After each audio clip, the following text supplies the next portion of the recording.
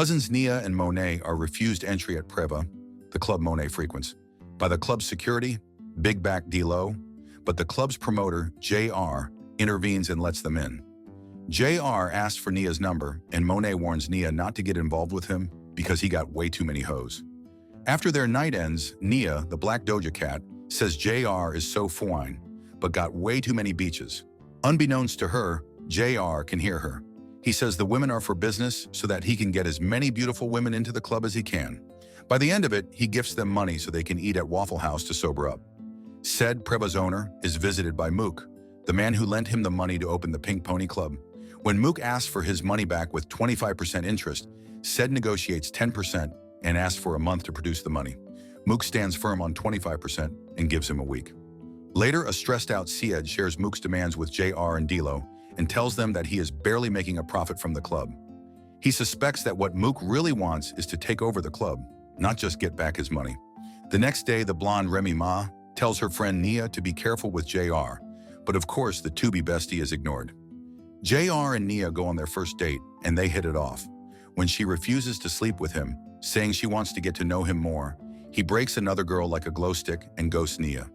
When Nia gets mad at JayR for ghosting her, Monet reminds her that he's a womanizer and advises her to move on. Despite Monet telling her not to, Nia heads to Preva and demands to talk to JayR, who is drinking with 3 girls. When Michael, the girl next to JayR, asks him if Nia is his girlfriend, Nia gets aggressive towards her. JayR stops their fight before it escalates and tells Michael he'll meet her at the bar. Going crazy over him when Nia looks fine is wild.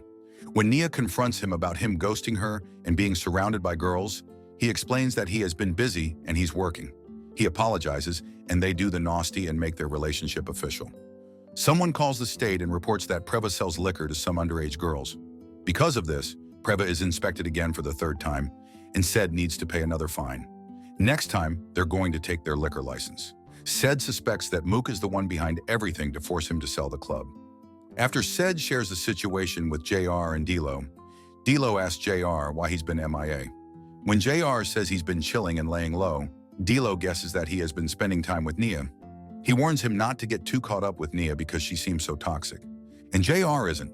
Because JayR has an emergency at the club, Nia meets up with JayR's baby mama after volunteering to get their daughter, TT. JayR's baby mama warns Nia not to get too comfortable with the sweet way JayR is treating her because he switches girls on the daily, and it's just her turn now. She then points out how Nia's necklace looks similar to the necklace JayR gave his last girl. In light of JayR's baby mama's warning, Nia tells Monet and their friend Crystal that she and JayR are friends before anything, so he'd for sure tell her if something is up and he won't make her look stupid. Monet and Crystal remind her who JayR is, trying to knock some sense into her hollow-headed Oz and call her delusional. Crystal shares that JayR used to mess with her coworker, Michael, and although she doesn't know if they're together, she knows that they're still grinding on each other's peaches, and Mikkel is at the club every night. Nia remembers seeing Mikkel next to JayR the night she confronted him at Preva, and Monet says she sees her at the club with him a lot. Nia tells them that being with girls is part of JayR's job, prompting them to mock her for believing his lies. At least they keep it 100. Nia decides to go with JayR to Preva to prove that he's not cheating, but he firmly tells her no, as he is going to be working all night, and he doesn't want her to attract thirsty guys. She gets mad, so JayR tells her that she can go to clubs if she wants to, but she won't be his girl anymore. He angrily tells her that his job at the club is how he makes his money, so she should just break up with him if she can't deal with it. Nia stays with JayR, and although she still has an issue with him being at the club with girls, she tries not to bring it up. Meanwhile, JayR parties with Mikkel and other girls all the time. When she can no longer take it, Nia calls Monet and asks her to go to Preva with her. Monet asks her not to make a scene, but Nia tells her that she just wants to see things herself so she can have her peace and end their relationship. Nia and Monet arrive at Preva, where they see JayR with Mikkel. Because of this, Nia flirts with a guy named PJ at the bar, pissing off JayR. When JayR confronts Nia, she tells him not to act innocent and not to act like he cares because he's a liar. She tells him she's done and he should just go back to Mikkel. If JayR just focused on his actual business, he might be able to make Said a profit. The next morning at home, JayR gets pissed that Nia is not picking up his calls. When Nia arrives, still wearing the dress she wore last night, JayR immediately chokes her, pins her against the wall, and asks if PJ put his PP inside her vajayjay. Nia hits his genitals with her knee and runs to a room.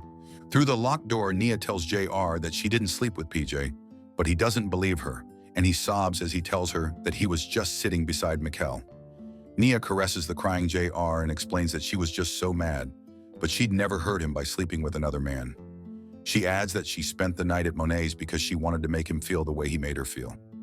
He chokes her again, and they struggle, but they end up baking cream pies and telling each other, "I love you." May this toxic love ghost me. It ghosted Nia, but she's dumb enough to go back. D'Lo informs JR that Ced tried to pay Mook, but Mook offered to buy the club at a low price instead. Ced refused, prompting Mook to threaten him. On the phone, Nia tells Monet what happened between her and JR.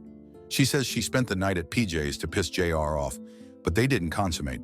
Nia surprises JR on his birthday, and she says it's now time for dessert. Later, D'Lo calls JR to tell him that they're throwing him a little all-white birthday party at the club, so he immediately dresses up in all-white and gets ready to leave. She starts a fight, angry that she's not invited to the party, prompting him to say that his friends are not invited when he's with her too, so he's really just spending time with the people he loves. After he says that he can't be with her all the time, Nia throws hot sauce at him, and the angry JR punches her and kicks her in the fakest way I've ever seen. The neighbors call the cops, and Ced picks JR up at the police station the next morning. JR tells him that he's done with Nia and shares with him what happened. When Ced brings up Mook, JR tells him that they'll just pay the loan with interest, and they'll play dirty too if that's what they have to do.